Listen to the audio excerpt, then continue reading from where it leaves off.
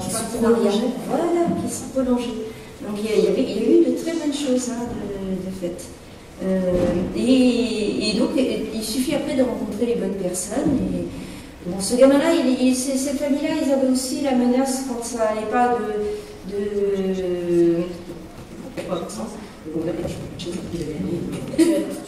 les Bouches-du-Rhône, la ville avait été bombardée complètement. C'était assez sinistre, mais mes parents, mon père travaillait seul, donc ma maman avait eu une formation, c'était la Kibo, mais elle doit être à travailler. Et puis il y a eu moi en 56, ma sœur en 57, mon frère en 58. Donc ma mère était clouée à la maison. Et il n'y avait pas très peu d'argent. Alors soit on se dit, c'est pas évident, là je peux faire rouge, c'est peut-être du mal-être disponible pour les enfants, mais à l'époque c'était la baguette, de toute façon, j'ai reçu des coups sur les doigts, mais j'étais quand même au niveau esprit suffisamment brillant pour qu'elle ne me lâche pas, quoi. Elle savait qu'il y avait quelque chose à faire. Après, CE2, une maîtresse, pareil, c'était un milieu très difficile, hein, les aides maintenant c'est la rigolade. Hein.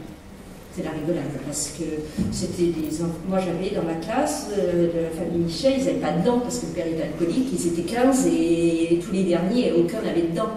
Pourquoi ils étaient mal nourris, ils étaient justement en pollution, mal nourris, c'était les suites de la guerre aussi, c'était pas si mal. Je suis née en 56, et donc et les familles. Et alcooliques au dernier degré, et ils avaient quand même des gosses, et les gosses étaient dans le sale état. Et il y avait une moitié de classe, on était 40, 45, moitié de classe, à part aller changer le seau pour l'eau, ils ne faisaient pas grand-chose, ils attendaient l'âge de 14 ans, et c'était dans la nature. C'était ça avant. Ça c'est super ça. Ça on garde ça, non? On garde ou pas? Non, ça Enfin, c'est super, hein, c'est Elisabeth, c'est ça? Non, mais moi j'adore, ouais, c'est Elisabeth. Ouais, c'est super. C'est super, mais on va pas garder ça. Mais pourquoi? C'est super beau, bon, là tu l'entends pas, mais en fait elle parle les murs, ça donne plein d'espoir, c'est hyper beau. Non mais ça c'est super de commencer un spectacle sur l'école avec plein d'espoir, c'est plutôt pas mal, t'as raison, ouais. Mais ça ne regarde pas, parce que Elisabeth, elle sera au plateau, elle sera sur scène.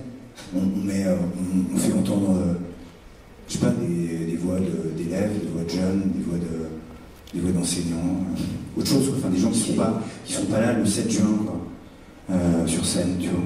C'est mieux, non? Ouais, mais dans ce cas-là, par contre, on met tous les élèves. Tous les élèves qui pourront pas être là. Donc 150 élèves, ça va bien ça. 180. Non, 150 qui pourront pas être là. Et 16 heures d'entretien aussi, que j'ai fait avant, avec des parents, avec des enseignants, avec des enfants, ça va être bien ça. Et puis ceux qui n'ont pas pu venir, ceux qui avaient envie, mais en fait ils avaient piscine, ils avaient sport, ils avaient psy, ils avaient dentiste. Et puis l'école c'est vachement bien en fait, mais bon, après tout, c'est un peu triste donc, quand même de parler de l'école. Bon. Pourquoi on fait un spectacle sur l'école, franchement? Pourquoi on fait ça? Ben, on fait ça parce que c'est important, c'est un sujet important, il faut parler de l'école, il faut je sais pas. Pourquoi? Parce qu'on s'est engagé à faire un spectacle sur l'école. On fait un spectacle sur l'école, on parle d'un sujet important, un sujet de société qui intéresse tout le monde, les jeunes, les moins jeunes, c'est hyper important. On fait un spectacle d'1h17, tu vois, on fait un vrai beau spectacle de théâtre documentaire, mais avec de la musique, avec de la vidéo, avec... Parce qu'après 1h17, les gens ils décrochent, c'est scientifique. J'ai lu des articles là-dessus.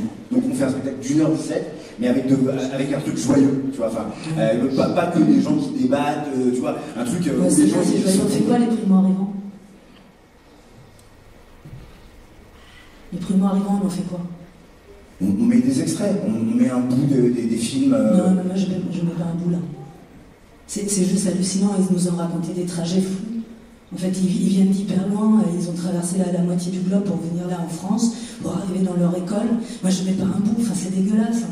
On va pas tout couper. Donc, on prend tout, on prend les films, on les met dans le hall. C'est super, on fait ça. On fait ça, et puis on les met sur Internet et on met un lien sur la feuille de salle, comme ça les gens, quand ils rentrent chez eux, et ben, ils regardent les films, et comme ça on reste dynamique, tu vois, on reste festif. Au plateau, on fait un spectacle, on fait pas un spectacle de théâtre documentaire un peu sombre, sur l'école, où les gens ils pleurent sur l'école, après ils ont vécu dans l'école. On va dynamiser là, tu vas voir ça. On va être content là. Alors on va être vraiment très très content. Alors l'école, tout ça, enfin les gens ils sont dans la merde, c'est pas grave, mais on va être vraiment. Enfin, tu sais quoi? Surtout, moi je vais faire long. Moi je vais faire long, je vais faire chiant comme l'école. En fait, tu sais, 3 ans, 17 ans, 3 ans, 18 ans, ça fait 15 ans. 15 ans, 15 heures. 15 heures de spectacle sur l'école. Moi, je veux faire ça. Non. Il ne faut pas dépasser 1h17.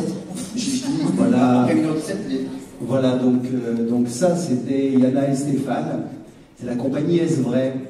En 2023, ils faisaient ça. Ils faisaient du théâtre avec les gens, avec des témoins. Des expériences, des ateliers, des films, des podcasts sur des sujets qui grattent. Ils faisaient ça un peu partout. En banlieue parisienne, surtout. Et ils allaient à la rencontre.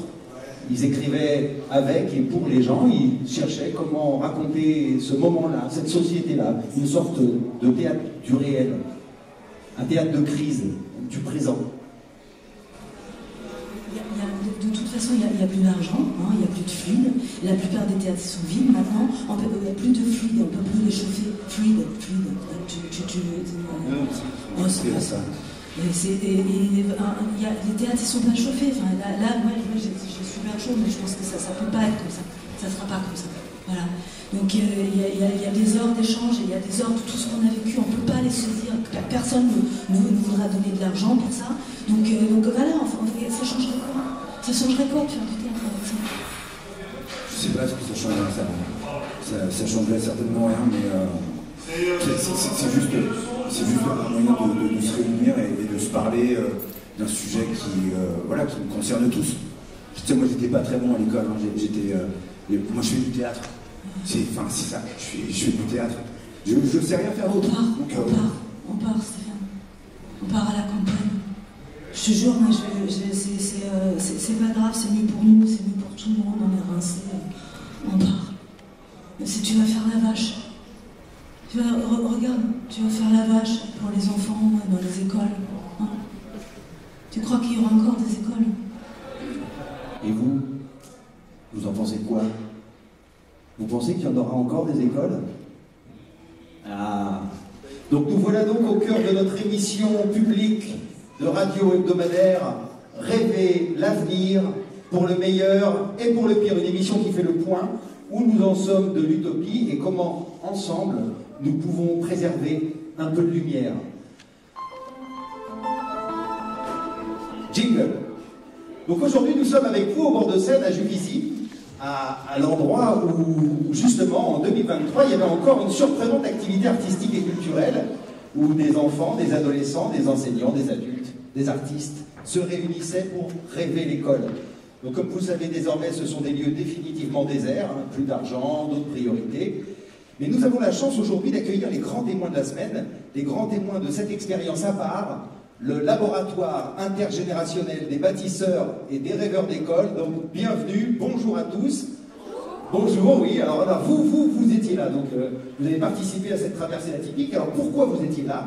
Qu'est-ce qui fait qu'en 2023 vous y étiez, que vous avez cru, vous avez pris vos soirées, vous avez délaissé vos familles, annulé des week-ends à la mer, pour vous enfermer dans une boîte noire toute la journée et rêver à une autre école possible? Donc qui veut commencer? Moi. En fait, moi j'ai grandi dans une école, littéralement. Ma prof de lycée disait qu'à l'école on se bâtissait une maison, et moi l'école c'était ma maison. La salle de motricité, c'était ma salle de jeu. La cour de récré, c'était mon jardin, parce que ma maman elle était directrice d'école. Alors après une énorme phobie scolaire au lycée, en rentrant à l'université pour réintégrer ce lieu, parce qu'en fait l'école c'est pas qu'un lieu, c'est des gens, j'ai fait comme mes parents, je m'y suis engagée. Je m'y suis engagée pour y trouver une place et pour que chacun y trouve une place. Je m'y suis engagée pour l'améliorer, je m'y suis engagée pour y vivre. Et c'est comme ça parce que j'ai toujours su que l'école, c'était le lieu de tous les possibles. En fait.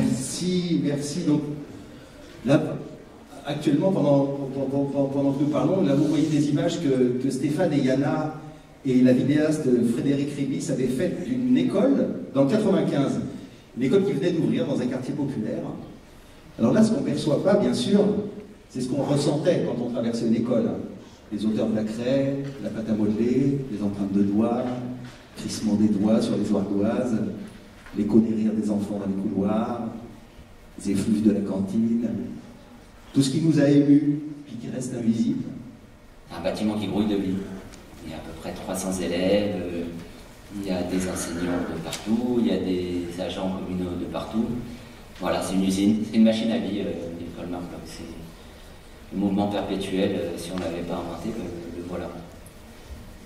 Après, pour les personnes qui prendront la succession, qui pouvaient continuer à faire rêver les élèves dans des beaux projets, à continuer à les écouter, à faire en sorte que voilà, ce soit des citoyens éclairés, qui puissent faire des choix, qui puissent parler aux autres et profiter de leur vie à l'école. Je suis mère de 2 filles. J'ai été représentante des parents pendant 10 ans.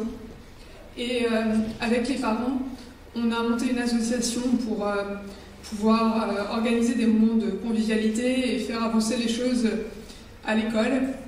Et c'était important car l'école a souvent été fermée avec les attentats, puis avec le Covid. À l'époque où j'ai témoigné,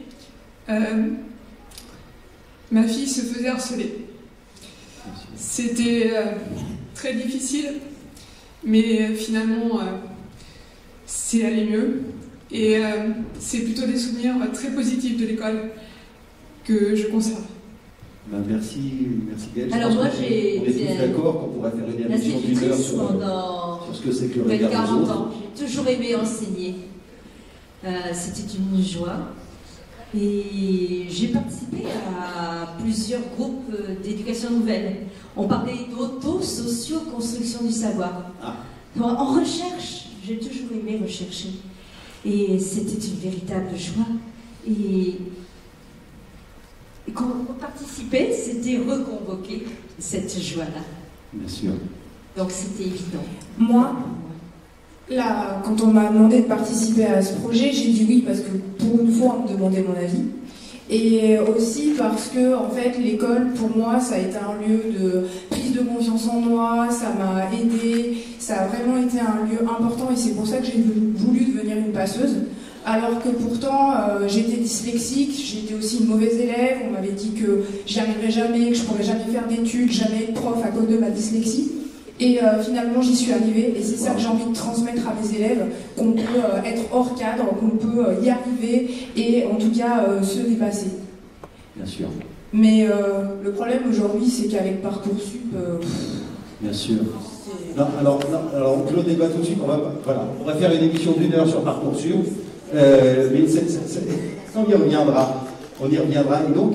Alors moi, justement, j'étais à l'école à un moment où les parents d'élèves étaient très engagés. Ils étaient nombreux à être engagés auprès des enseignants pour créer des projets artistiques, culturels, solidaires. C'était chouette, c'était une chouette ambiance. Alors, quand j'ai été parent à mon tour, je me suis engagée aussi, c'était évident. Sauf que l'école avait bien changé, il y avait beaucoup moins de parents. Enfin, moins de parents engagés, évidemment. On était beaucoup moins nombreux, les projets étaient toujours là, mais l'école était plus enfermée, plus... Comme étouffée par les réformes successives, étouffée par un tas d'injonctions contradictoires. Et en fait, j'ai fait le parallèle avec l'hôpital où je travaillais, où on demande à l'hôpital d'être rentable. Et rentable, c'est plus d'actes, avec moins de monde, moins de soins. Bien et sûr. l'école, c'était un peu pareil. On demande à l'école plus de tout, avec moins de tout, en fait. Voilà, c'est la rentabilité, on et c'est pourrait quoi faire la une émission rentabilité à l'école d'1 heure sur la rentabilité, sur l'employabilité. Rentabilité, productivité, stop, vilain mot. Moi, quand on m'a proposé, quand j'ai entendu parler libre, laboratoire intergénérationnel des bâtisseurs, de rêveurs d'école, je me suis dit, mais qu'est-ce que c'est? Puis cette musicalité, quand j'ai entendu ça, ça a éveillé ma curiosité. Parce que quand j'étais petite, j'étais vraiment très vive, très joueuse. Et ce qui fait que les apprentissages ont été très difficiles, parce que par la dyslexie, je ne comprenais pas ce qu'on me demandait. Et en même temps, j'avais un manque de concentration, puisque j'étais pas mature, comme il disait. Sauf que l'école, l'institution, ne m'a pas mis en face de moi des enseignants qui se mettent à ma hauteur et puis qui me permettent de grandir et puis de grossir mon petit cartable, là, comme ça. Non, non, non. Donc, ce qui fait que le laboratoire, faire partie de ce laboratoire, pour moi, c'était magique, c'était chercher, peut-être trouver quelque chose qu'on ne connaissait pas. Alors oui, c'était euphorisant, c'était jouissif, et pour moi, c'était une revanche lumineuse. Bien sûr, l'apprentissage dans la joie. On pourrait faire une émission d'une heure sur la joie, sur la luminosité, sur qu'est-ce que c'est que trouver en chacun une petite pépite, un petit trésor, et prendre le temps de ça. Et sûrement, un apprentissage dans la joie change une vie ça me gêne énormément, je déteste couper les gens, mais j'ai aussi envie de répondre à cette question. Alors moi, si j'étais là, c'était pour que je remonte à l'époque où j'étais étudiante en Erasmus, donc c'était vraiment une période d'aventure, de découverte, j'ai découvert énormément de choses, et puis surtout de liberté. J'apprenais non pas parce que c'était utile pour mon futur métier, mais pour un futur métier, c'était vraiment parce que les matières m'intéressaient. Et puis finalement, le Covid, comme pour beaucoup de vies, je pense, a écourté tout ça. Et je me suis retrouvée donc, face aux enjeux de la société. Il fallait absolument que je trouve un métier, quelque chose à faire de ma vie. Et j'ai repensé que quand j'étais au lycée, je voulais faire enseignante. Et je me suis dit pourquoi pas. Mais c'était un métier que j'appréhendais, que j'ai toujours appréhendé. Et pendant les études, ça m'a donné encore plus de raisons d'appréhender.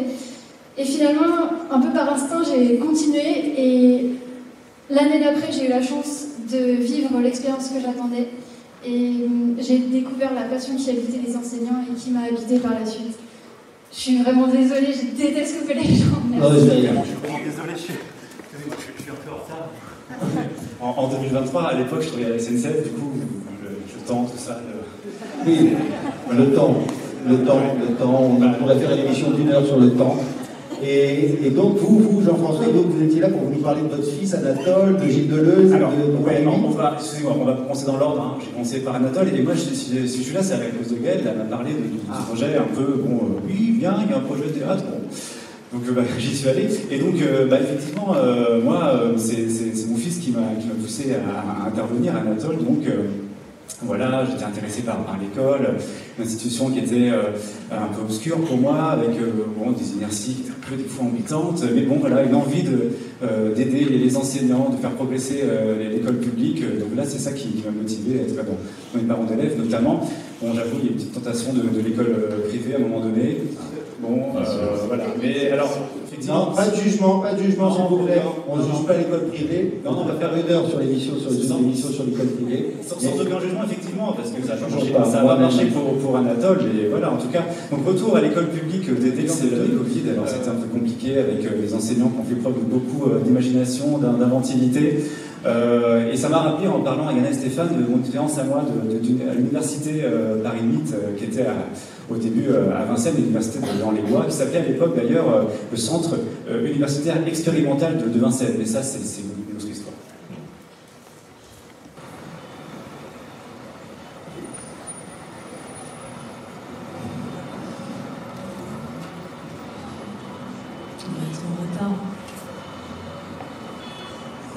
On va être en retard.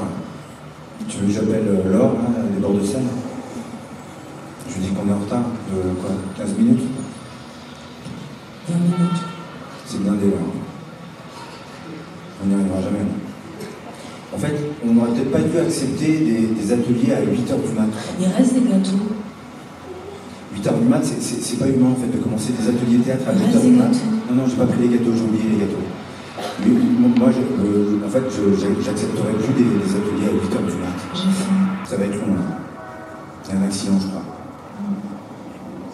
Ils n'ont pas envie, hein. Je te l'ai dit. Ils n'ont pas envie. Ils n'ont pas envie de quoi? Ah ouais, non, ils n'ont pas envie de parler de l'école. Ils n'ont pas envie de parler.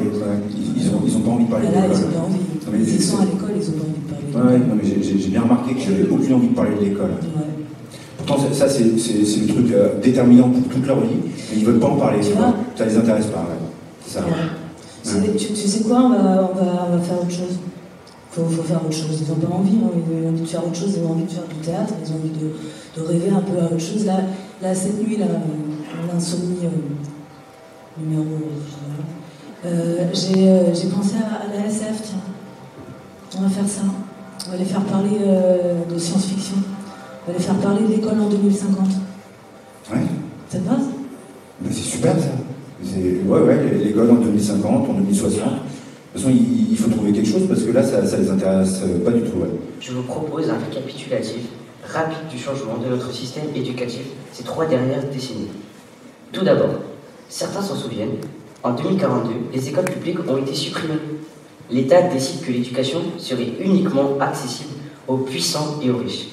Il supprime donc le ministère de l'Éducation nationale et interdit l'éducation aux moins importants de la société, car il inspire, selon sa formule, à une société sans déchets. Ce changement radical laisse place à une nouvelle ère, une ère où l'éducation est réservée aux riches. Mais pour en arriver là, le terrain a été préparé. Il suffit de se rappeler ce qui s'est passé en 2024. Le 22 juin 2024, la justice est privatisée et uniquement accessible aux personnes riches. Il devient alors impossible pour les déchets d'avoir recours à un tribunal et de procès équitable. Par la suite, le 12 mai 2034, dans le cadre du programme T'as la culture que tu mérites, tous les musées et monuments historiques sont également privatisés. Pour finir, à partir de 2040, l'accès aux centres de santé, hôpitaux, pharmacies, etc. est uniquement réservé aux riches. C'est ainsi que notre société est devenue telle qu'elle est. Vous, citoyens de ce pays, êtes maintenant les heureux bénéficiaires d'une opportunité sans précédent. Oubliez les heures passées plongées dans les livres pour assimiler des compétences basiques, acheter un gain de temps considérable, acheter des puces intelligentes, offrant des connaissances instantanées. Les gammes de puces, bronze, argent et or vous permettront d'avoir accès à des connaissances plus ou moins approfondies. Venez faire votre choix. Achetez chez Happy, vous serez happy. Nous sommes désormais dans les années 2060. Plus de 2 tiers de la population est pucée. À chaque gamme de puces, ça gagne le métier. Plus tu paies cher, plus tu auras de données, plus tu seras qualifié. Le vrai luxe, c'est d'avoir le choix. Le choix de tes connaissances, le choix de ton métier. Le marché noir de la puce est en plein boom.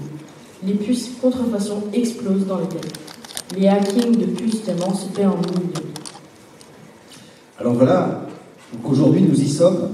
On a subi les effets concrets d'une pensée de la marchandisation. Alors nous parlons. Et moi je ne peux pas m'empêcher de penser, de me dire que tout ça devait ancrer chez les jeunes forcément un certain manque, un sentiment d'oppression, disons-le, d'enfermement, de finitude, une certaine tendance au repli, et disons-le clairement, à la dystopie.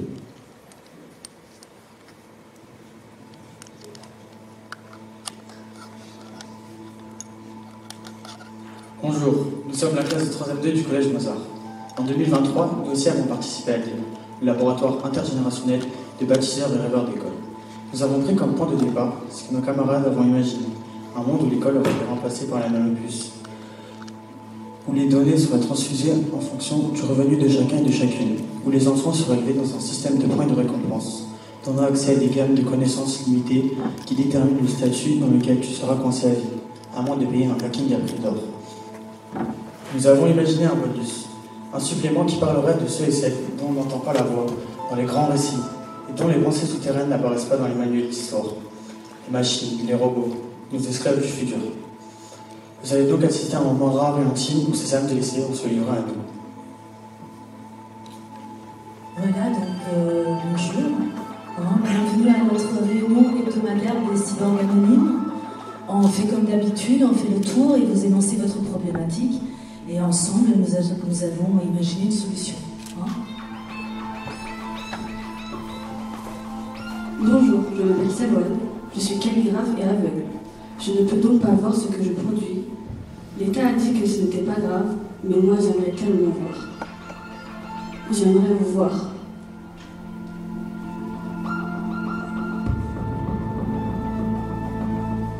Merci Savoine.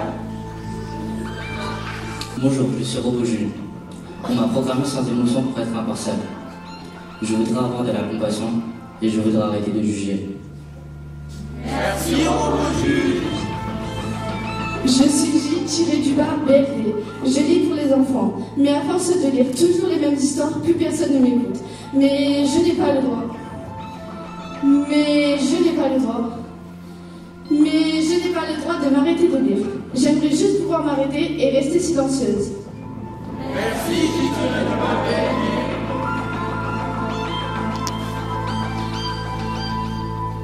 Je m'appelle CB, je suis cyborg médecin et je m'occupe du don d'organes. Le problème, c'est que les humains ne sont pas toujours d'accord pour transférer des organes, et je trouve ça dommage. Moi, j'aimerais bien donner de mes rouages, mais je ne sais pas pourquoi j'ai. Merci, CB. Bonjour, je m'appelle Mal153, je suis psy pour enfants humains et depuis quelque temps je me sens en colère.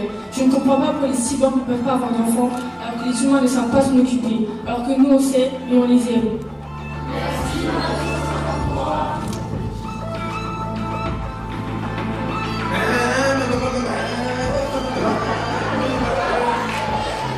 Bonjour, je m'appelle F1, je suis pilote de Formule 1 en circuit.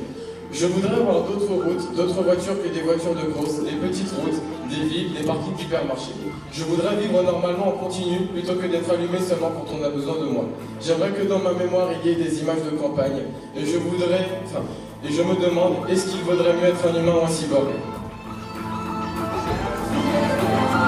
Excusez-moi? Oui, je suis Cyborg Kiki. J'ai une question. S'il est éteint, comment peut-il rêver de choses? Merci, Cyborg Kiki. Je m'appelle Elisa 1, je suis architecte, mais mes projets ne sont jamais choisis face à ceux des humains. C'est mon chef qui s'attribue toutes mes créations, je manque de reconnaissance. Merci, Elisa 1. Bonjour, je m'appelle Sarah 5, je suis cyborg styliste. Je dois donner un style aux humains, mais je ne comprends pas pourquoi je ne pourrais pas également donner un style aux cyborgs. Par exemple, ce cyborg-là, je pourrais vraiment faire quelque chose. Merci, Sarah 5.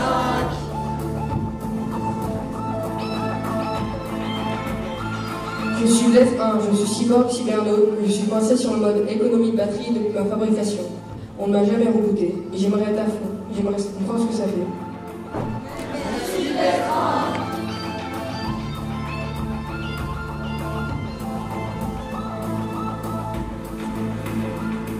Je m'appelle Cyborg Michigan, je suis un cyborg top modèle, mais je voudrais être acteur. Je voudrais vraiment être acteur. Je vous l'ai dit ça, non? Yana Stéphane, vous vous souvenez, non? J'aurais dit ça à Yana Stéphane que je voulais être acteur, pour pouvoir jouer des rôles différents, pour pouvoir vivre plein de vies différentes. Mais ils ne m'ont pas entendu. Je lui ai dit ça aussi au conseil d'orientation ce matin. Il a trouvé ça drôle, mais pas très réaliste. Il a dit que le théâtre n'était pas forcément un outil d'avenir. Donc je suis là, je fais le cyborg, comme tout le monde. Merci, Cyborg Michigan. Je suis Dunia 24. On m'a imposé le métier de dentiste. Je soigne des dents alors que j'aime pas les dents. J'aime pas mon métier, je vais pas travailler. Mais alors pas du tout. Je voudrais juste être libre, libre de tout. Merci, Dunia 24. Bonjour. Oui, je suis Cyborg Kiki, je travaille dans la restauration, mais je déteste tous les humains. En vrai, je les ai vraiment. J'aimerais être câblé, car je pense que les humains peuvent être bons. En vrai, je voudrais être câblé pour faire du foot. Je veux vraiment faire du foot, je vous jure. En vrai, je voudrais monter une équipe de foot féminin, c'est ce que je veux faire, vraiment. Merci, Cyborg Kiki. Non mais c'est moi avec le merci là, je pense qu'on a compris. Excuse-moi, en fait, grâce, c'est le principe. Ça, c'est le principe de la scène. À chaque fois, on dit merci, cyborg. Tu vois, c'est comme ça. On a mis ce cadre-là pour cette scène-là. Il ne faut pas que tu le prennes personnellement. Enfin. Oui, mais là, c'est un truc que je pense vraiment. C'est ce que je veux vraiment faire. Je le veux vraiment. Vous comprenez ça ou. D'accord.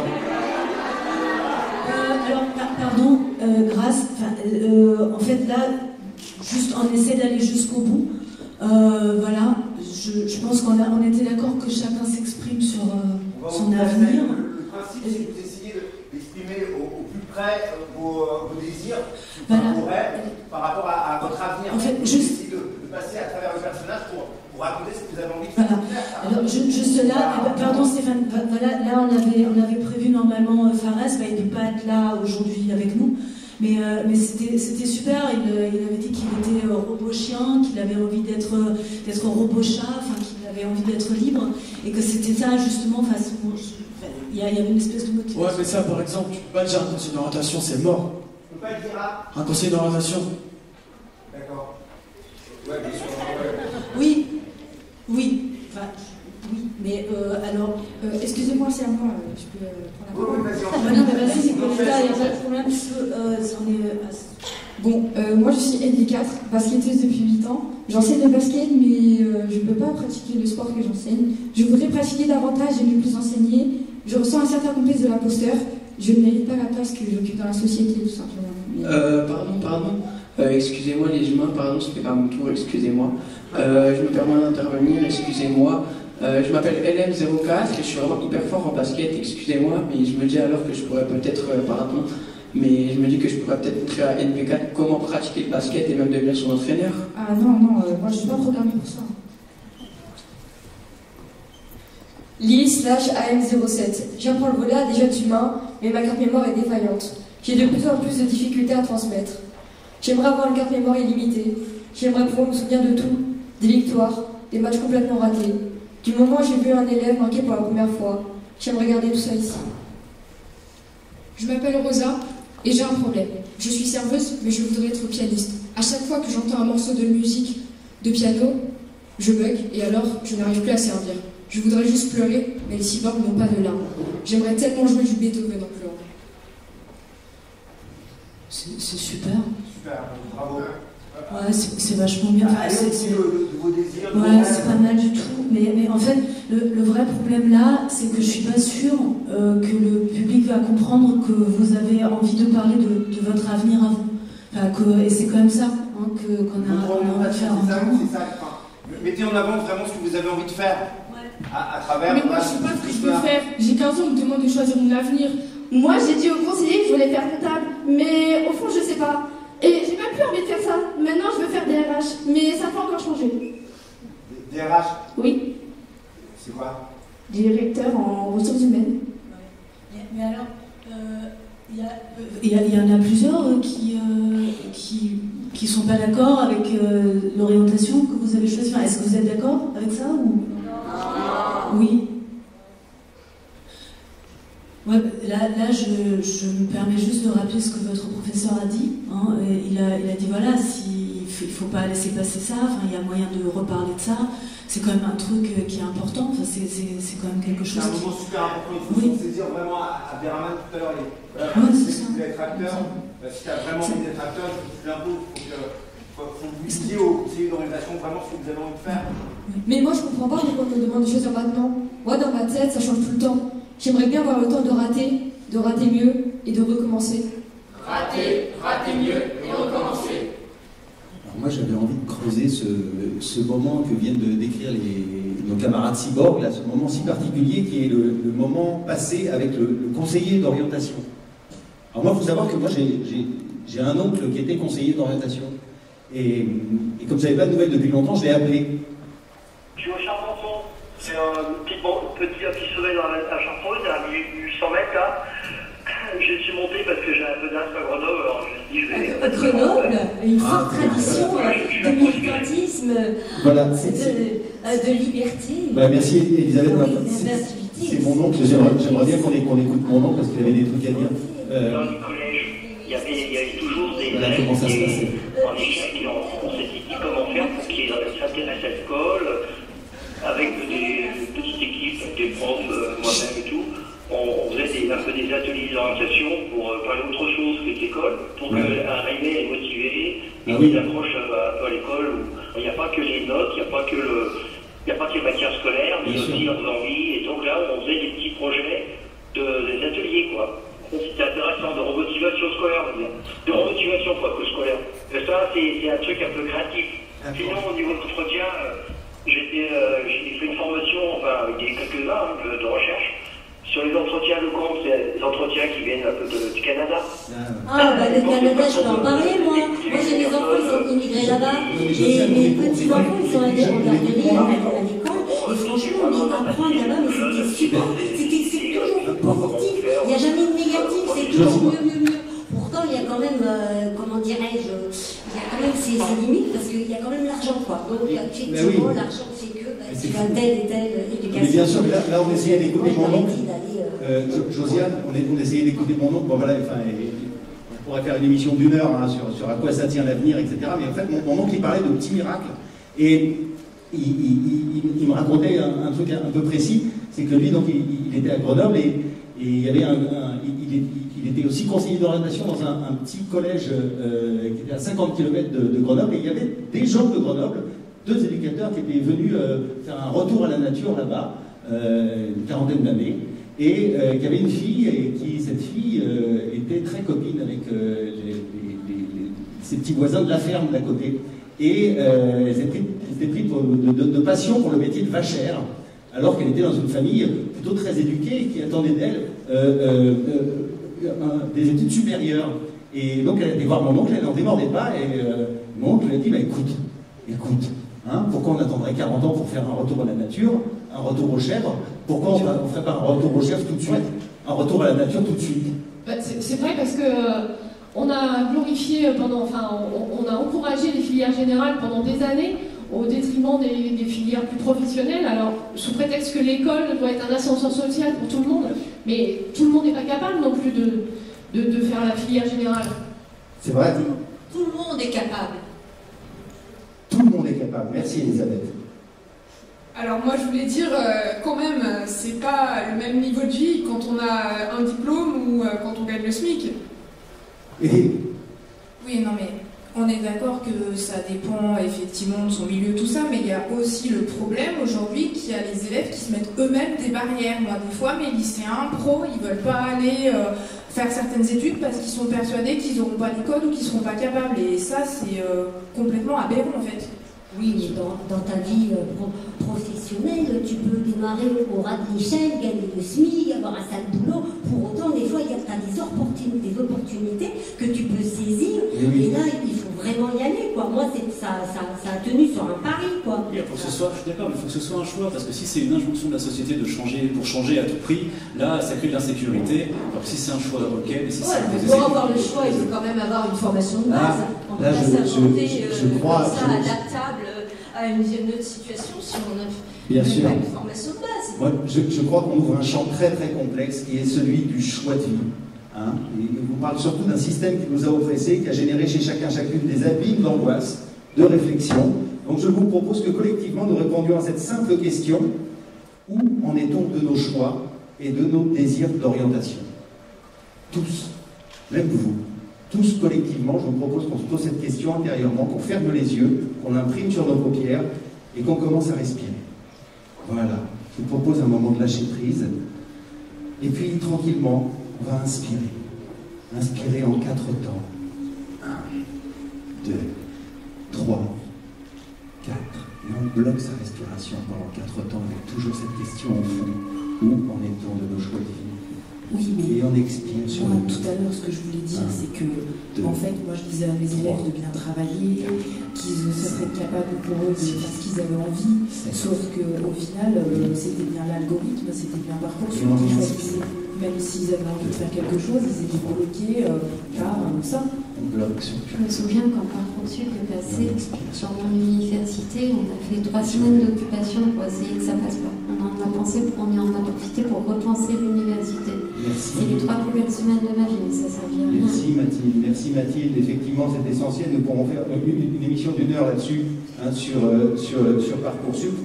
Mais à présent, je pense que vraiment tous et toutes, on a besoin d'un moment d'apaisement, de consolation qui a fait ses preuves dans cette émission. Donc essayons réellement de nous calmer. Peut-être imaginons chacun un stylo qui serait au bout de notre plexus solaire, et on essaye de faire un 8 avec ce stylo. Voilà. Un 8 avec ce stylo.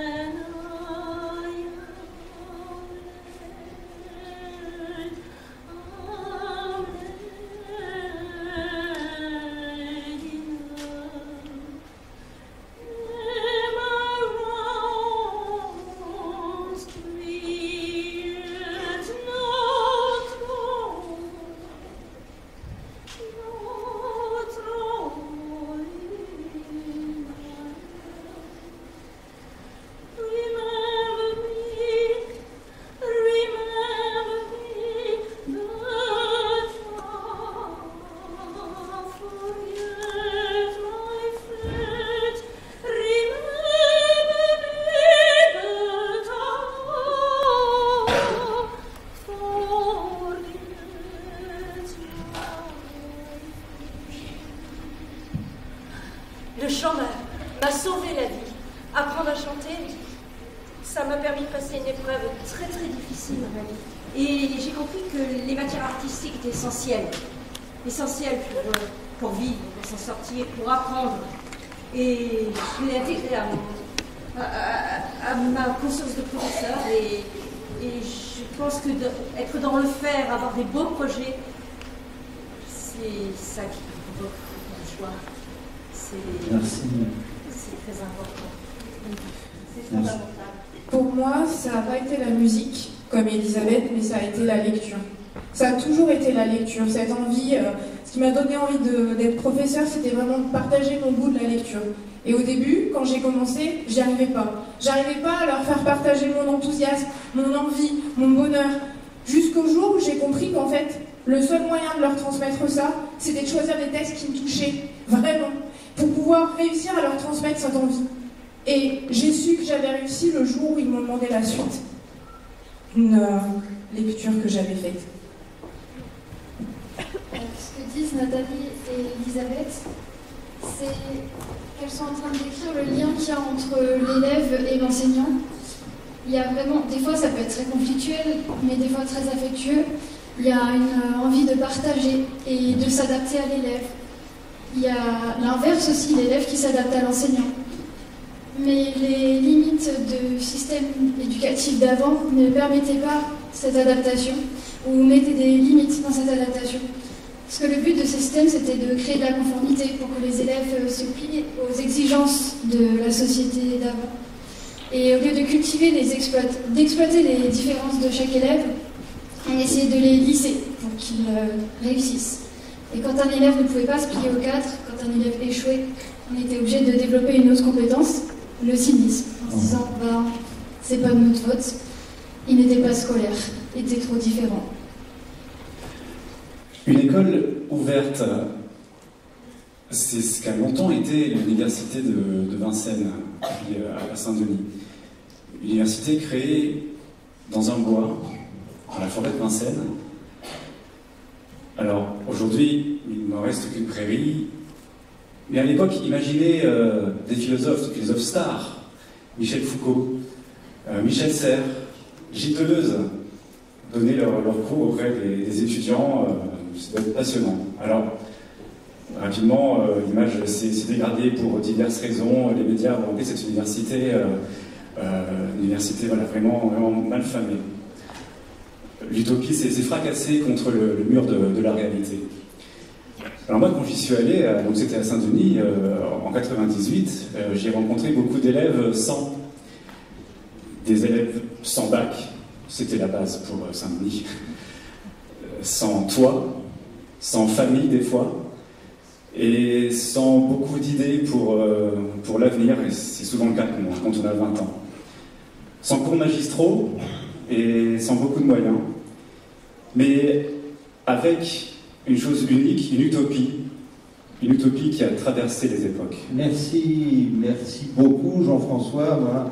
Je vous propose d'écouter un extrait d'une séance de travail que Yana et Stéphane ont menée dans une classe de première technologique STI2D du lycée Clément Ader avec leur professeur Laurent Bernal et qui, à mon avis, évoque précisément ça, la nécessité d'ouverture, le besoin de sortir et d'ouvrir d'autres espaces. Faire des sorties scolaires, je trouve qu'on n'en fait pas assez. Enfin, après, peut-être que s'il n'y a pas les moyens, mais s'il y a les moyens de faire un mur d'escalade, je pense qu'on peut faire au moins une sortie. Peut-être juste les musées, ils sont accessibles au lycée gratuitement avec les galeries et les transports, c'est gratuit aussi. Alors moi, je comprends. C'est pas gratuit les transports, il faut bien acheter des transports, mais franchement, 2 euros par élève, c'est rien. Je voudrais aller où? Au Louvre, je sais pas, visiter un peu. Qu'est-ce qui t'en empêche D'aller au Louvre? Je sais pas comment on va. Est-ce que vous allez avec un professeur parce qu'il peut nous expliquer un peu les histoires qu'il y a dans son évasion, on va comprendre. Oui, effectivement, ce que disent les élèves, c'est la même chose que ce qui se passe avec mes élèves de lycée pro. Ici, à Juvisy, on est à quoi 30 minutes du Louvre, gros max, et pourtant, ils n'osent pas y aller. Il y a comme s'il y avait une espèce de frontière, une barrière invisible, comme s'ils ne se sentaient pas légitimes, comme s'ils n'avaient pas le droit d'aller dans certains lieux, et je trouve ça complètement fou, en fait, de cette absence de légitimité qu'ils se lèvent. Tu sais, moi, ça, je le comprends bien. Quand j'ai eu mon bac, moi, élève d'orthographique, c'était une victoire. Je suis rentrée en fac de théâtre, c'était une victoire. Par contre, le syndrome de l'imposteur, je me le suis pris en pleine face. La première année, j'ai vu 150 spectacles. 150 spectacles, juste parce que je pensais que dans cette fac parisienne, j'étais pas à ma place. C'est incroyable. Mais c'est vrai que à l'école aussi, on rencontre ce souci d'illégitimité. Et pourtant, c'est important que les parents osent s'adresser aux enseignants quand il y a un problème. Et nous, en tant que représentants, on était là pour leur donner l'impulsion, leur dire qu'ils avaient raison, qu'il fallait y aller, car il faut qu'une relation de confiance puisse se nouer avec les parents et l'école. Ouais, c'est un vrai problème, la légitimité pour parler, mais ils avaient souvent l'appréhension de se retrouver face à un bloc de toute une équipe en face d'eux. Oui, c'est la question de l'ouverture de l'école aux parents, effectivement. Ça, c'est surtout la question de l'engagement. L'engagement en tant que parent, l'engagement en tant qu'élève, et dans quoi et à quoi on s'engage, en quoi on continue à croire. Bonjour. Alors aujourd'hui, je suis là, toute seule, pour vous présenter une scène que j'avais préparée avec mon groupe. Dans cette scène, on présentait notre école de rêve, une école du futur, en 2050 précisément. Dans cette école existait tout le monde. Par exemple, un jeune qui venait de sortir de prison, un autre millionnaire, ou encore une centenaire qui venait de sortir du coma ou un truc du genre. Elle était bien la scène, elle était très très bien, mais je suis pas là pour la faire. J'en ai pas envie. En fait, je suis en colère. Je suis très en colère parce que mon groupe n'est pas là. Parce que pour moi, quand on dit qu'on fait quelque chose, on le fait vraiment. Et comme l'a dit JB, c'est encore une fois une question d'engagement. Moi, ça ne me surprend pas tellement. Enfin, je m'y attendais un petit peu. À chaque fois, il n'y a que des filles. On est celles qui restent. Mais bon, c'est pas grave. Moi, si je suis ici ce soir, c'est parce que j'aime vraiment être sur scène. Tous les ans, je fais des galas, je fais des ballets. Et j'aime vraiment ça. J'ai souvent le trac, mais bon, j'appelle ça le bon stress. C'est pour ça que je suis ici ce soir devant vous. Le 17 mai 2023, Stéphane et Yana nous ont finalement demandé si nous allons participer au spectacle.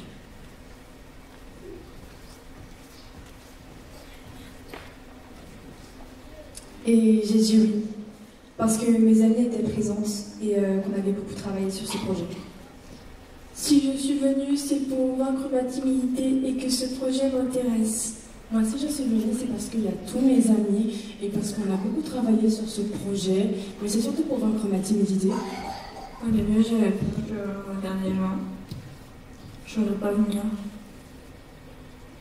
Quand on est sur scène, en fait, on devient une autre personne. C'est comme si on devenait un vrai artiste à part entière. De toute façon, la plupart des gens s'en fichent. Parce que quand vous faites quelque chose, il y aura toujours quelqu'un pour vous critiquer. Donc, faites-le sans regretter. Est-ce que c'est la vraie vie? Est-ce que je suis vraiment là, en fait? Je me disais que c'était pas possible, en fait, de faire ça en tant qu'élève. C'est fou que j'arrive à passer le cap, hein. À être là, puis à faire ce que j'ai à faire. Mais du coup, on l'a fait la scène ou pas? Bah ouais, il y a quasi tout mon groupe, donc j'aimerais bien montrer ce qu'on a à faire. Alors, ce qui est problématique, c'est que vous étiez quand même une classe de 35, c'est ça? L'idée, c'est quand même d'être à l'image de ce qu'on a vécu toute l'année. Là, vous êtes 8. Donc, je ne suis pas certain que ce soit très pertinent de montrer quand même la séquence qu'on a répétée. Parce que voilà, il n'y a pas tout le groupe. Non, mais c'est pas grave, regarde, on a travaillé comme ça toute l'année. L'idée, c'est quand même de montrer l'expérience. Eh oh, on est là, on a travaillé, du coup, on va montrer ce qu'on a fait. Bah oui, on peut présenter au public ce qu'on a préparé tout au long de l'année. En gros, on est en 2050, un peu avant l'histoire des nanopuces et l'explosion des écoles. Nous sommes dans un salon d'étudiants et plusieurs écoles privées se présentent. Mais ce ne sont pas forcément des écoles très chères, pas non plus horribles ou que pour les riches. On a plutôt imaginé des écoles plutôt zen, cool, colorées. C'était plutôt marrant pour nous de créer des écoles. Avec mon groupe, par exemple, on a créé l'Académie Sébastien Loeb, la vitesse. Parce qu'en 2050, c'est ça qui compte, la vitesse. Moi, par exemple, on m'avait aussi donné le rôle de la scientifique. Comme dans les films, à chaque fois, les personnes qui ont un air un peu asiatique, avec des lunettes, ils ont souvent le rôle des scientifiques et des chercheurs. Mais en vrai, je veux vraiment faire ça, dans la vraie vie. Plus précisément, je vais être ingénieur en génie scientifique, c'est mon rêve. Depuis que je suis toute petite, je regarde toujours des séries policières, je veux résoudre des énigmes hyper difficiles, comme Sherlock Holmes. Du coup, vu que Chirine n'est pas là aujourd'hui, Iman, tu veux bien jouer ce rôle? Ouais.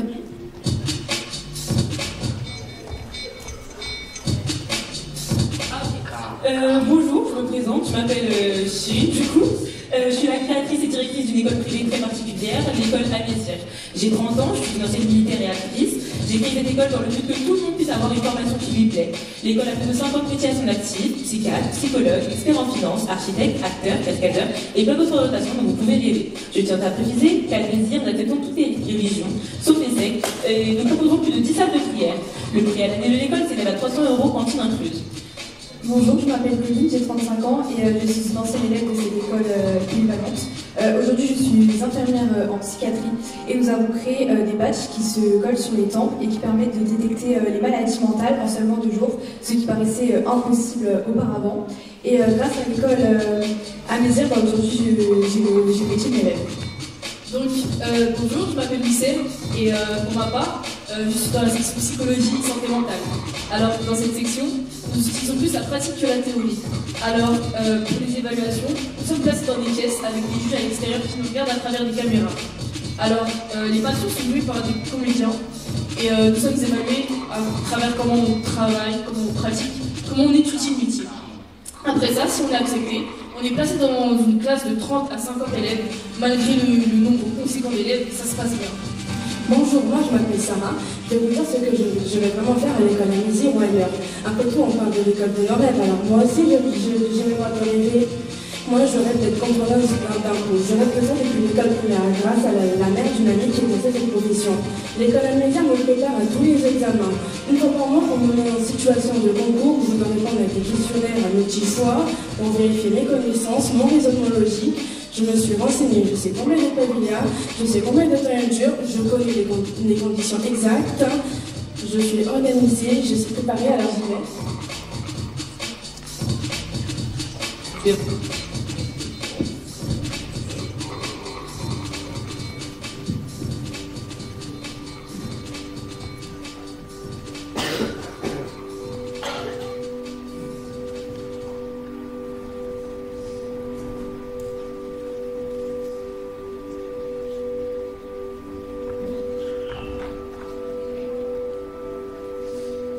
Ce que vous allez voir n'est pas vraiment réel et pas vraiment imaginaire.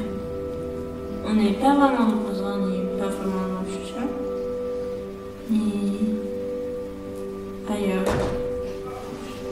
Ni vraiment le rêve, ni vraiment ce qui est réel.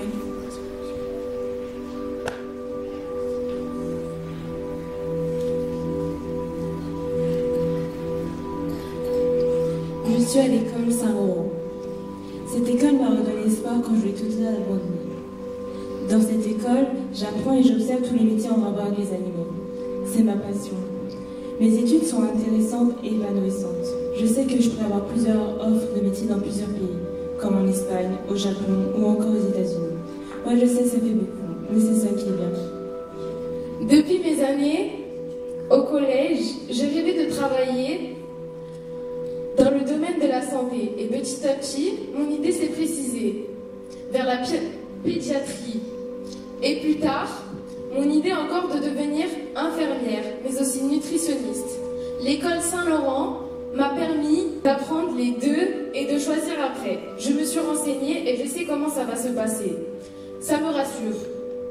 Je dois prendre comme orientation première techno, ST2S, ou bien première générale. Je dois choisir pour la première générale comme spécialité mathématiques, puis physique-chimie, puis SVT. J'aurai mon bac. Après, je ferai 8 ans d'études. Je les réussirai et j'aurai mes diplômes. Et je me souviendrai longtemps de mes années passées à l'école Saint-Laurent. À 12 ans, je chantais des chansons tristes. À 15 ans, je rêvais de chanter devant plein de spectateurs. À 18 ans, je suis à l'université au Japon. Et je vais faire ma carrière de chanteuse. À 25 ans, je suis chanteuse. Saint-Laurent m'a permis d'avoir confiance en moi. J'ai toujours rêvé d'être danseuse professionnelle. J'ai gravi les échelons tranquillement. La GABA au collège, le lycée et l'école de danse en même temps. J'ai passé une audition et je suis ensuite devenue une danseuse connue. Voilà. C'est ça notre école rêvée.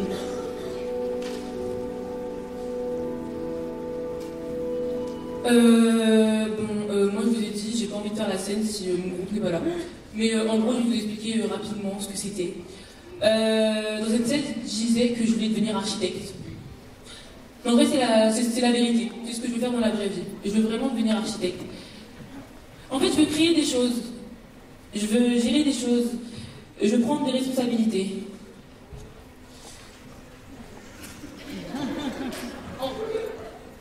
En fait, je crois que c'est ça le plus important pour moi. Prendre des responsabilités.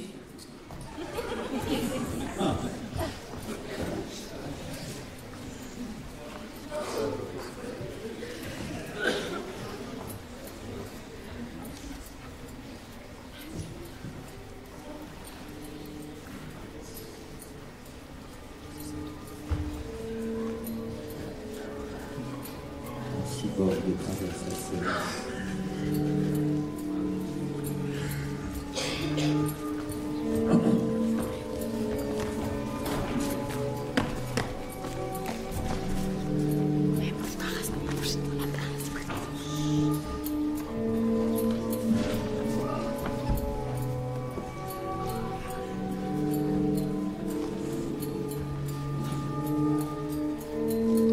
On dit souvent que s'engager, c'est dire non. On dit souvent que s'engager, c'est dire son refus. Avec l'idée que ce refus, il servira aussi à d'autres, qui s'en empareront à leur tour pour dire non. Cette forme d'engagement, je la connais bien. C'est celle qu'on apprend à l'école.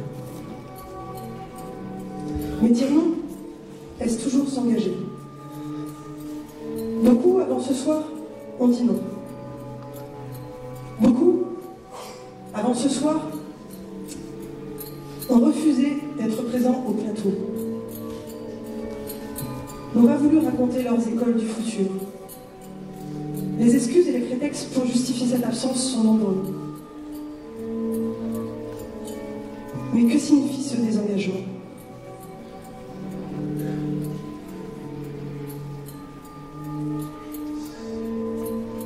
Est-ce une réponse au surengagement des autres? Des artistes? Des professeurs? Est-ce un acte de résistance? Ou bien est-ce une nouvelle façon d'habiter le monde et l'école? Comme pour dire, ce monde-là, cette école-là, on ne peut y être vraiment bien qu'en refusant de s'y ancrer. Mais que deviennent alors celles et ceux qui persistent à les y ancrer? Sont-elles condamnées à compenser sans cesse ce refus d'ancrage, à combler l'absence pour laquelle existe un témoin, à colmater les brèches par lesquelles ils s'échappent? Interroger l'école, c'est interroger le lieu de l'école. Quand je regarde mes élèves, je comprends que le plus dur à l'école, c'est de dire oui. Je comprends que le plus dur, c'est c'est de trouver un lieu où se rencontrent celles et ceux qui disent oui, et que c'est ce lieu qui donne son assise à l'école. Je comprends que celles qui ont dit oui ici acceptent de laisser en gage ce qu'elles sont, leur personne, pour un temps. Je comprends que celles qui ont dit oui ici font un véritable acte d'engagement. Je comprends que celles qui ont dit oui ici ont trouvé leur lieu.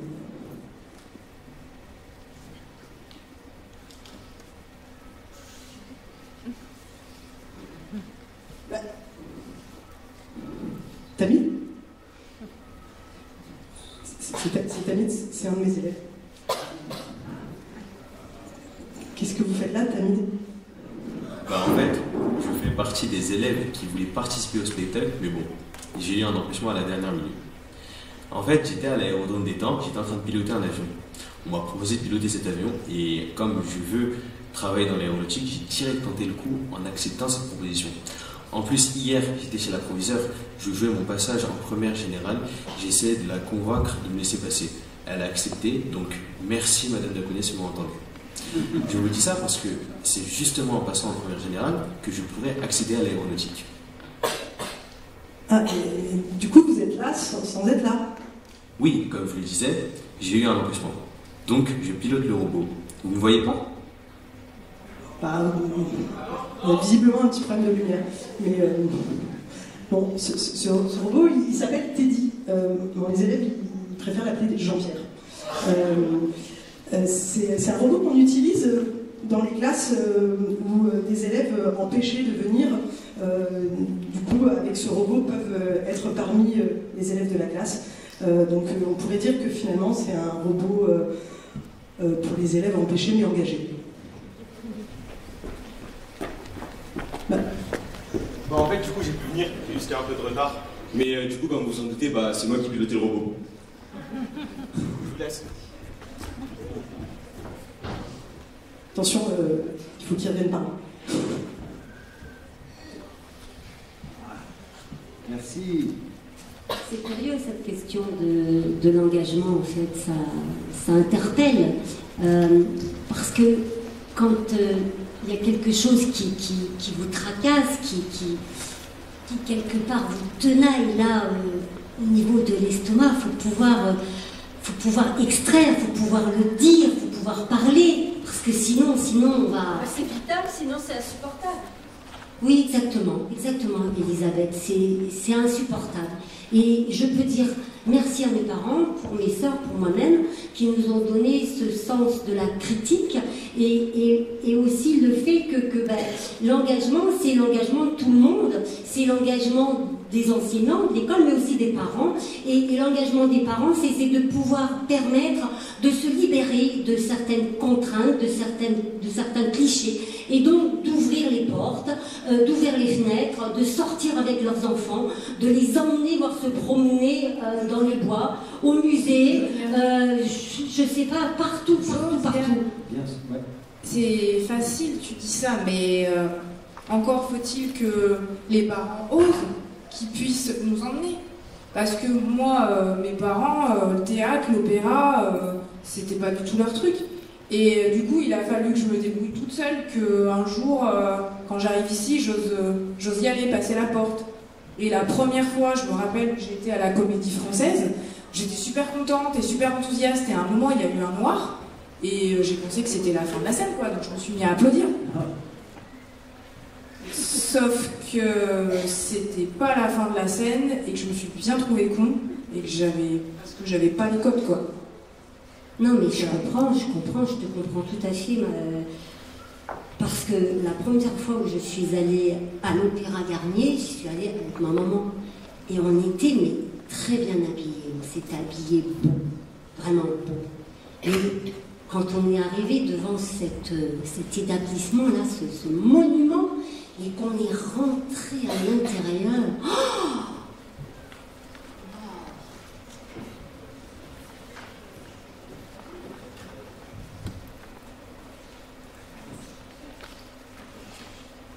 oui, c'est là. Qu'est-ce qu'on voit? Qu'est-ce que je vois, moi? Les Parisiens, en jean, bras de chemise, basket, deux mondes. Et là, j'ai réalisé qu'il y avait vraiment deux mondes. Mais c'est pas grave, il faut y aller, il faut vraiment y aller. On a le droit. C'est un des rôles de l'école aussi, de te donner les codes. Ou alors de te dire que si t'as pas les codes, c'est pas grave, faut y aller. Et de te donner confiance. Oui, Christine, je crois qu'on pourrait faire une émission d'1 heure sur ce mur infranchissable, sur ce mur qui nous empêche d'entrer dans ces maisons qui sont les nôtres pourtant. Moi, ça fait 25 ans que j'essaye de péter ce mur, et c'est pas du gâteau. Moi, le théâtre, j'ai découvert ça grâce au chèque culture donné à l'école. Eh ben, comme quoi, c'était utile. Pour moi, la culture, l'entrain de culture, c'était la médiathèque. La médiathèque en bas de mon immeuble, elle a poussé en dessous de mon immeuble HLM. Et alors là, j'ai compté les livres, puis petit à petit, il y a eu le théâtre. Et le théâtre, on allait au théâtre, c'était génial. Puis il y avait des MJC partout. C'était magique. Alors, on va voir la culture vraiment à côté de HLM. Il y a un texte anonyme, un texte surprenant que nous avons reçu et que j'avais envie de partager avec vous. C'est un texte qui s'appelle « L'inspecteur infiltré ».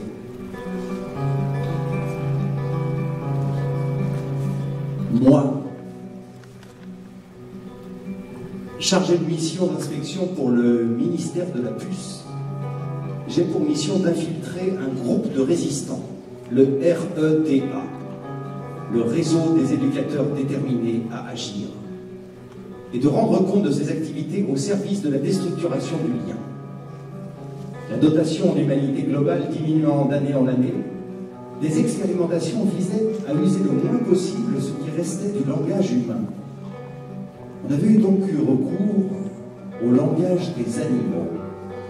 Et on en avait sélectionné plusieurs pour leur structure syntaxique minimaliste et pour le caractère performatif de leurs énoncés ordinaires. Pour cette raison, la stridulation de la cigale et le piaulement de l'albatros avaient été immédiatement écartés. Dans le cadre de mes missions, j'avais assisté à un commentaire littéraire par le jappement du chacal. Une autre fois, à l'analyse d'un algorithme par le ricanement de la hyène. À un exercice d'activité sportive par le pleur du crocodile. Les plus érudits apprenaient le langage d'animaux disparus et ils en tiraient le prestige de parler une langue morte. Les membres du REDA que j'avais infiltrés avaient découvert un moyen de voyager à travers le temps. Ils cherchaient à reconstituer le langage perdu.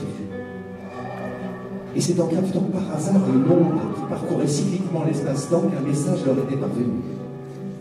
Pour voyager dans le temps, il fallait passer à travers les mailles de la matière. Et cela demandait à première vue de se faire tout petit. Les membres du REDA avaient d'abord cru que seul un individu isolé pourrait traverser ce maillage. Mais le message qu'ils avaient capté disait autre chose. À partir d'une certaine densité, un groupe humain se comporte comme un liquide, plus tard comme un gaz. Pour traverser le maillage serré de l'espace-temps, il fallait donc être un collectif, suffisamment nombreux. Nous avons donc recruté massivement. Nous nous sommes rassemblés. Nous avons défini notre position commune. Nous sommes partis dans la même direction, puis chacun a suivi sa trajectoire propre. Nous nous sommes parfois rencontrés dans le passé, parfois dans le futur. Nous avons prélevé des vestiges et des germes d'humanité, nous les avons restaurés, nous les avons cultivés, nous les avons réunis. Aujourd'hui, nous les transmettons. Ma mission est terminée. Elle a si bien réussi que je suis devenu l'un d'entre eux.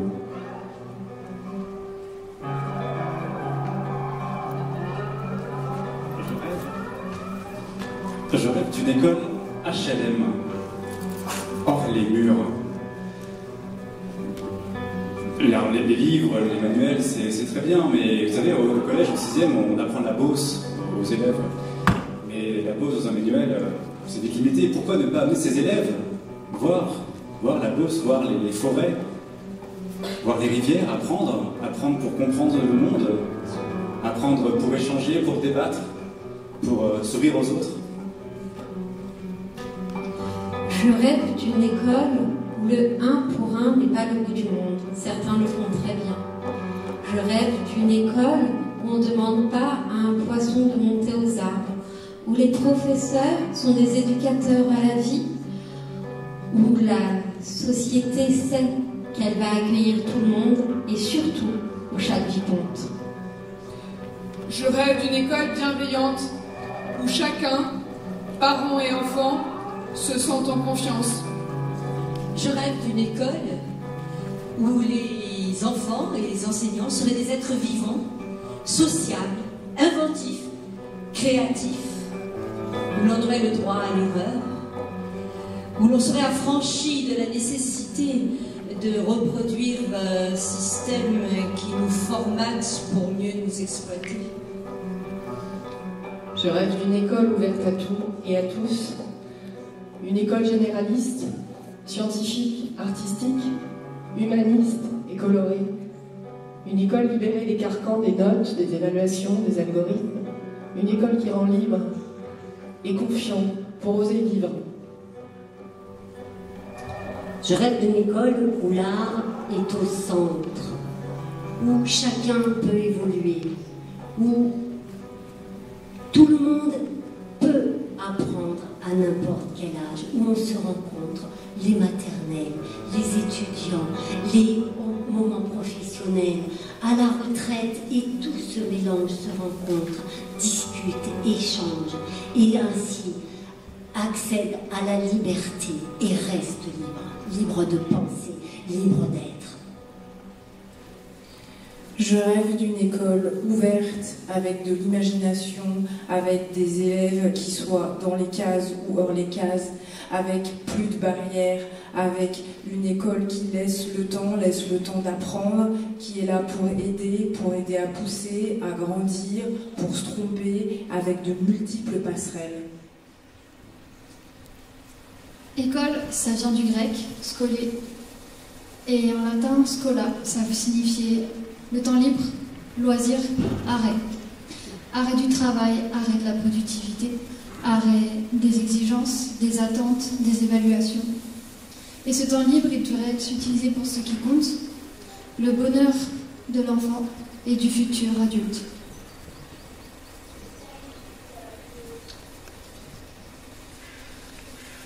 Bonsoir, Bonsoir, c'est Al Choucrouz et Yann Klein.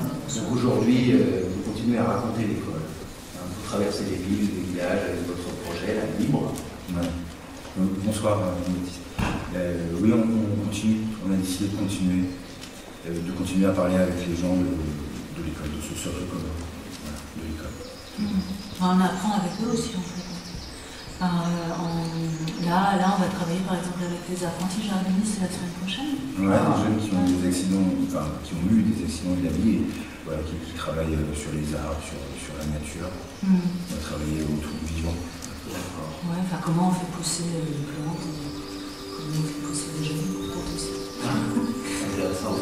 C'est ça. Ouais, c'est on a parlé d'arbres. Dans un futur proche qui est déjà le passé, il y aurait un lieu ouvert sur la ville, un espace si vaste et transparent qu'à travers ces grandes vitres, on pourrait voir les rêves dans la tête des gens. En son centre, ce lieu porterait un autre espace, plus immense encore, un espace noir et vide qu'on aurait appelé le lieu d'où l'on voit. On raconte qu'un jour, tout près du cœur de l'été, une femme se serait assise là pour coudre en silence. Personne n'aurait su dire ce qu'elle faisait. On aurait murmuré dans la ville. On aurait eu un peu peur. Mais on n'aurait pas pu s'empêcher. On serait venu voir ce qui se tramait. Une fille de plus en plus lourde se serait rassemblée devant la porte pour donner de la matière à coudre à la femme. Quelqu'un aurait décidé de prendre le relais. Et bientôt, toute la ville se serait mise à l'ouvrage. On aurait vu des textures inconnues et des techniques fantasques. Des drôles de points de travers. Avec le temps, On aurait fabriqué un tissu totalement démesuré, au point qu'il se serait mis à déborder des fenêtres, à se déverser dans la rue en flots scintillants, à recouvrir la grande place et bientôt toute la ville. Dans les torfs, on aurait alors commencé à distinguer des lettres, des hiéroglyphes impossibles à déchiffrer de près. On aurait fait décoller des avions pour survoler toute cette masse de tissu. Les pilotes auraient poussé leurs machines bien au-delà des limites raisonnables. De tout là-haut, on aurait lu « Voici